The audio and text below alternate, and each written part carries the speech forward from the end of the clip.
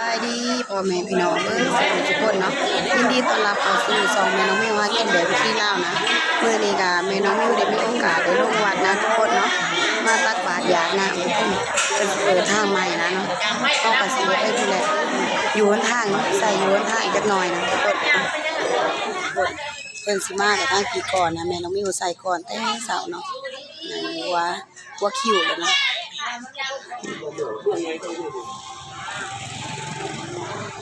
เสียงกับสีดังวนแซวแหน่จังหน่อยเนาะเพราะว่าคนมาอยู่วัดเนาะ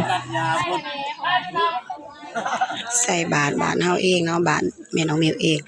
บาทดาหน้าเราเมืองนครเพชรนะทุกคนเนาะ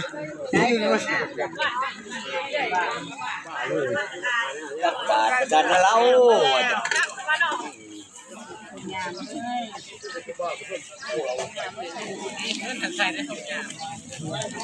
ถามกลางบรรยากาศ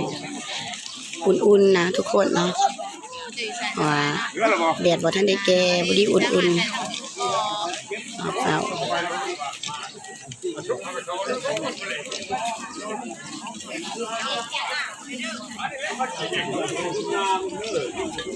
เก็บมาเลย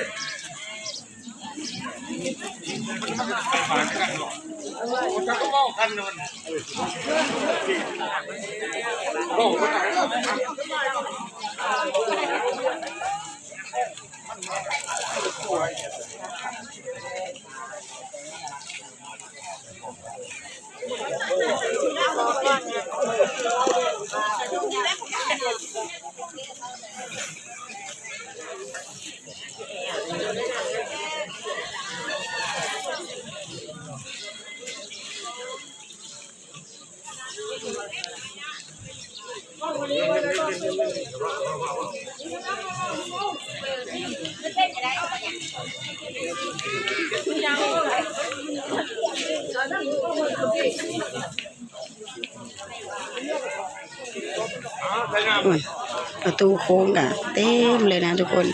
ย่างเข้าไปฮอดในเลยนะนี่ค่ะฮอกกันนะทุกคนขายของตามประตูวัดเนาะใส่บาทบ่ต้องย่างไปตามหาดนะบริการเทิงทีเนี่ยใจคอยคนขายทุกอย่างเลยไก่น้องทุกอย่างเนาะไก่เนาะพูดนะทุกคนย่างเข้าไปจนหอดหมดเลยนะนั่งตามหน้าประตูโค้งเนาะเพิ่นใส่บาทแล้วมันก็เขาไปซันเขาอยู่ในนะทุกคนก็สิพากันเขาไปนั่งในคือเก่าแล้วเนาะ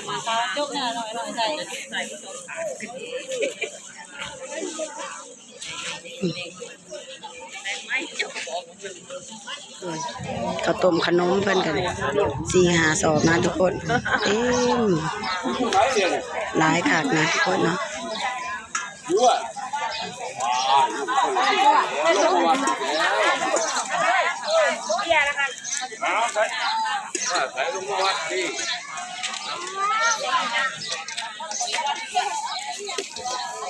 หลังจากที่ไทย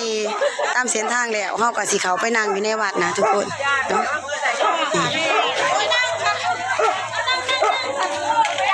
นี่คือข้าวต้มขนมที่เพิ่นใส่แล้วนะทุกคนว้า4-5 สอบเนาะเต็มที่เลยนะเพราะว่าบ้านเฮาเป็นบ้านที่ใหญ่เนาะผู้คนหลายคนถึงมาวัด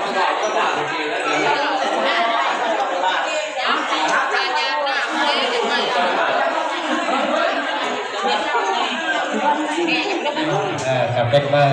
ถวายเส้นทางเบโตที่ออกเป็นญาติโยมบ้านพัฒนาต้องกำลังการครอบครัวแม่ออกสามครั้งนาวามีเราเทียบกันก่อนนี่จะหน่อยเด้อนะโมตัสสะสัมมาสัมพุทธัสสะนะโมตัสสะปุริสังสัพพัญญาจัตตังนานันตาลิภาวะคาโตภะคะวะโตวิวัฒน์สันตุสัพพะโลก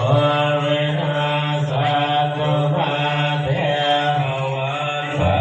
ตตะโยสุเมเตคายุโกภวะภิวาทนาเสียงเด้อ ยาเตเมตตาสักขะจามีความสุขกายสบายใจขอ สำหรับคนที่บ่มีผ้าขาวเนาะเพิ่นใส่บาตรแล้วเพิ่นก็สิแยกย้ายเฮือนไปเฮือนมันนะแต่สำหรับแม่น้องมิวนี่มีผ้าขาวสิได้ทาว่าเพิ่นสั่นก่อนนะ และด้านหนึงพี่น้อง หลายเด้อทุก บ คน ริ เนาะ การสเปน บ่แม่นแต่ว่าอยู่ในวัดนะทุกคนนั่งอยู่นี่ก็มีเบิดนี่เพิ่นผู้สาดนั่งเต็มเลยนะ ด้านซ้ำนี่ได้หลายพี่น้องเด้อในรวมทั้งหมดพี่น้องได้6 บาทรอได้244กระสอ ให้ บ ครูบาสั่นแล้วนะทุกคนเฮาก็ได้กินข้าวสามัคคีกันนะเนาะ เอาทองเขาว่าได้เลยเอาแต่ผมเองความเป็นเรื่องทองเลยกันใช้ กินผ้าขาววัดแล้วเฮาก็สิล้างถ้วยล้างบ่วงก่อนจังสิได้ขึ้นนะทุกคนยังเนาะกินแล้วก็สิได้ล้างได้ไล่ก่อนจังสิได้ขึ้นนะทุกคนจักมาจักคนเนาะคนกินข้าวเรียบร้อยก็ได้ล้างก่อนจังสิขึ้นนะทุกคนตอนนี้ก็แม่น้องมิวได้มาฮอดเรือนเทิงซ่านแล้วนะทุกคนก็บ่มีหยังหลายสิขอปิดคลิปนี้ไว้เพียงเท่านี้ทุกคนขอบใจทุกคนที่เข้ามาหาเบิ่งรับชมเนาะฝากติดตามในคลิปต่อไปนี่เด้อทุกคน